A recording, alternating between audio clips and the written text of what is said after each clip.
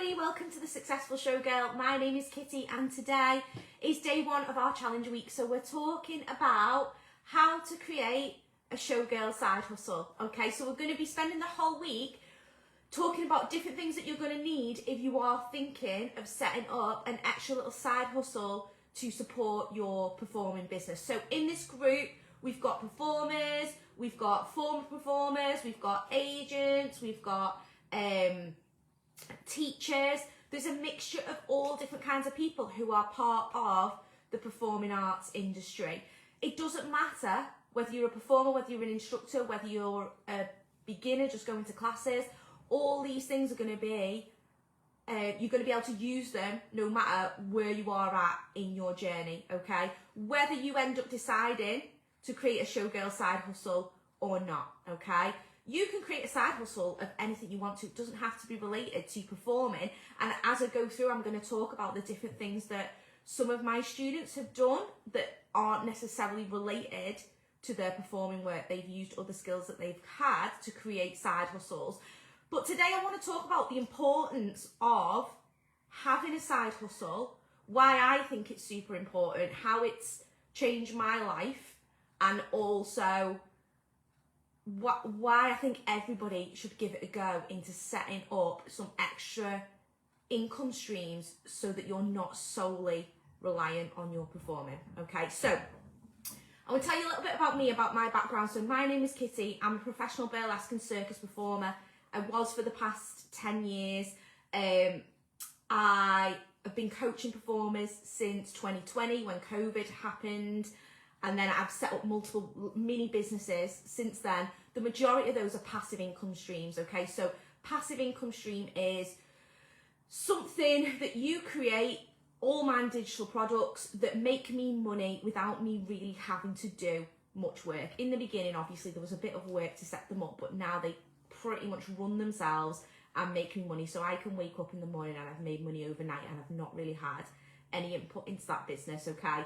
And those businesses have allowed me, one, to take a step back from performing, not because I don't want to perform anymore, but because I got pregnant and I've had a little girl and now I've got a little toddler running about. And for me, I'm a single mom. I don't live near my family or anything like that, so I don't have childcare available on the times that you would need to do gigs. So it's been like a game changer for me. I've been able to stay home, raise my daughter, but also have a financial backup where I've not had to go out and get another job, because I couldn't have been in the beginning continuing to perform. I didn't have anybody to look after my daughter.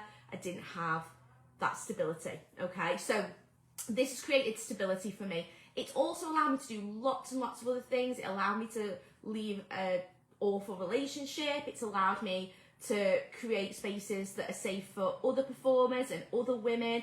And I've done loads and loads of different things because of these businesses that I set up in COVID. So when COVID happened, I was a self-employed performer. I was a full-time performer, and I also taught in-person classes on the side. And I also had a bit of an entertainment company. So I used to send performers out to perform for me. And then obviously when COVID hit, all those things shut down. That was like nil income overnight. And I've been self-employed my whole life, and this is all I've ever done since I was 18. So didn't have any fallback job or anything like that. And if you're in the UK, you will all know, if you're self-employed, that we also didn't get any government assistance, or didn't know we were even going to get anything during COVID until we were at least 3 months into COVID, okay? And I don't know about you, but as a self-employed performer / teacher, I didn't have the funds to fund keeping my business going, keeping a roof over my head, paying all my bills, feeding myself while it's not working. I just didn't have that for 3 months, okay? And most people, let's be honest, don't have that fallback, especially at the minute with the cost of living. We're all getting drained massively, and that's why I think it's really important that you do start thinking about setting up some alternative income streams for the eventuality of if you can't work specifically, or you are injured, particularly for performers. If you get injured and you can't work, what's your backup plan? Like, if you don't have some kind of side hustle or backup income stream, you're screwed, okay? If you get sick, like me, if you get pregnant, like all these things are out to an extent out of your control. And if you've got some kind of backup, it just makes your life so much easier. So this is why I'm really passionate about everybody having something that they have got going on in the background that is helping to support them, making them some extra cash. Because let's face it, at the minute, we're getting screwed over with bills, we're just getting rinsed left, right and centre. We're paying a fortune for rents and mortgages and household bills, and we're not really getting what we should be getting for the work that we put in. You can work like a 40-hour week and still be struggling to make ends meet, and that is just not okay. We're being gaslit by our governments into thinking that that's normal, and it's because we're lazy that we can't afford to live, and that we're spending it on avocado on toast, and that's why we can't buy a house, and it's bollocks, okay? It's bullshit. It's because we're getting screwed, okay? So you've got to play these people at their own game, and you've got to start making some more money. And to make more money, I don't mean you have to start working more. A lot of us are like burnt out already, you're at capacity, you're exhausted, you're already like meeting yourself coming back. Like if you're a performer like I was, I used to sleep in my van on the way to gigs because I didn't have time to check into a hotel, or I wouldn't make it somewhere to sleep, so I'd just sleep in the car in like freezing cold conditions at a motorway service station. Like, you shouldn't have to be doing those things. We should be able to be living a life that doing something that we enjoy, but also being able to pay our bills. Like, that is just a bare minimum. So this week I'm going to teach you some skills that you might be able to use to create some digital side hustles from the skills that you already have. So this isn't about going away and learning something new. You all have something in you that somebody else wants to learn from you. I am constantly telling my people in the membership, I'm shit at sewing.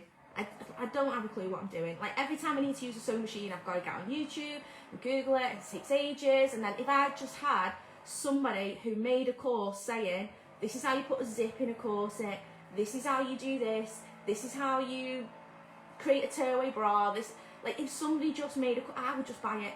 I can't be asked trawling through YouTube for hours on end finding tutorials that might or might not be any good. I am more than happy to pay for that, okay? So you will have something in you that will be really beneficial to the people around you, whether it's beneficial to performers or whether it's beneficial to other people. Like one of my passive income students, she created a VA company for people with ADHD because she's got ADHD, she struggles with executive functioning, so she created a support group where she also offers help with people doing their admin stuff. So shout out to Nix. Nix was my VA when I owned my circus school, and she is amazing. So if you're looking for help with something like that, then Nix is your person, and I will link her business down below so you can get in touch with her. But we've got loads of talented people in this group who have got all kinds of hidden talents that none of us know anything about. You might be really great at editing Instagram reels. That's something I hate. I outsource that all the time to anybody who I can rope into doing it and who'll let me pay them for it, because I just can't be arsed with it. Like, I'd rather just pay someone some money to do it. Yeah, if you're really good at something like that, that could be your side hustle. Or you could even create a course teaching someone like me, who isn't that great at it, how to create a really effective one in a quick time frame. And it doesn't have to be long. It literally could be a 30-minute tutorial that people pay for, and they just buy it whenever.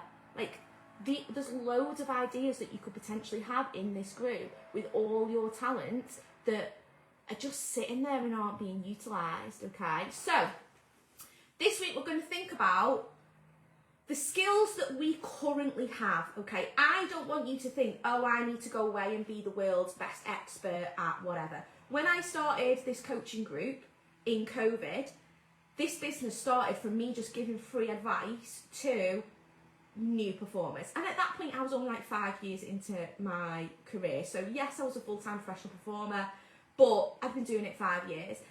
Instead of me feeling like, oh yeah, but I've not like won all these titles, and I just focused on who can I actually help? I'm not looking to help people who are in the burlesque 100. I'm looking to help people who are just starting out and haven't got a clue what they need to send to a producer, how to put an act together, how to do a risk assessment or an invoice. They're like my clientele, and I don't have to be a genius at those things. I just need to know more than the person who is behind me so that they can have that stepping stone. And then when they want to go and learn more about something else and get even better, they go to someone else, yeah? You don't have to know everything about the thing you're going to teach. If you're good at sewing, you don't have to be like Vera Wang. You just need to be able to show people how to do like really, really basic stuff, yeah? You might have a course that's for just setting up a sewing machine. And then you might have a course for creating elaborate costumes. Like, they're two different target markets, both can sell. Yeah, so I want you to think of the skills that you've already got currently. What are you good at? Not expert at, just good at. What can you teach somebody? Like, if an alien just landed here tomorrow and they have no clue about anything, what could you teach that person? Yeah, because you will have some skills. It could be makeup, it could be hair, it could be... Like, I'm really good at cooking. I could easily have a cooking passive income if I wanted to. Yeah, there's loads and loads of opportunities for people who are good at something. You don't have to be an expert. So I want you to hold that in the back of your mind for the whole week. I want you to think of things you're good at, but not that you have to be the world's best of the best of the best of the best. Okay, so that's number one, all right? Number two, what do you actually like doing? Because there's lots of things I'm really good at, but I don't necessarily like doing them, yeah? So I'm really, really good. I used to have a training company for dance teachers, but it was for kids dance teachers, because I'm really, really good at classroom management for kids, yeah? And I used to have a really thriving business, a dance school, and then I also had like a UK-wide workshop element to that dance school, yeah? So, and I was really, really successful because I was really good at classroom management, managing children, particularly the children that people don't want in their classrooms, like kids with the SEN and things like that, neurotypical kids. I was really good at that. That is just not something I enjoy doing anymore. Like, I loved it for 20 years, but now I'm so over it. Like, yesterday I did a kid's birthday party, and it was only 2 hours long. And by the time I got home, I was just like, oh my God, never again.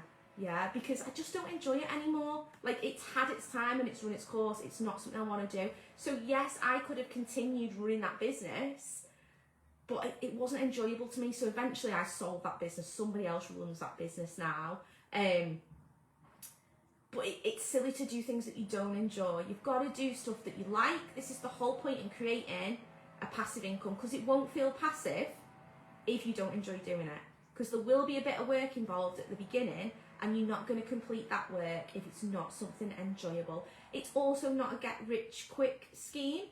Like, I started building these businesses in 2021 was when I really started going for it. So that's 5 years. But in that 5 years, I now have a passive income business that pretty much brings in 80k UK money. That's $109,000 in US money. Yeah. So that's a good earning. I only work like 8 hours a week. I'm sat at home with my kid doing a bit of social media for you guys, and maybe doing a live, and I do like one tutorial a week with my membership group. I might do a gig at the weekend if I've got time, but that's it really. Yeah, that's a really, really good income, but that isn't going to happen overnight. So I want to be clear to you all that I'm not trying to sell you some kind of dream where you're going to have to do nothing. You are going to have to do a bit of work at the beginning to set this up and to build some kind of like, know and trust with your customers. But once you've done that, particularly if you get good at things like Facebook ads and stuff like that, then it kind of runs itself. You don't really have to do anything.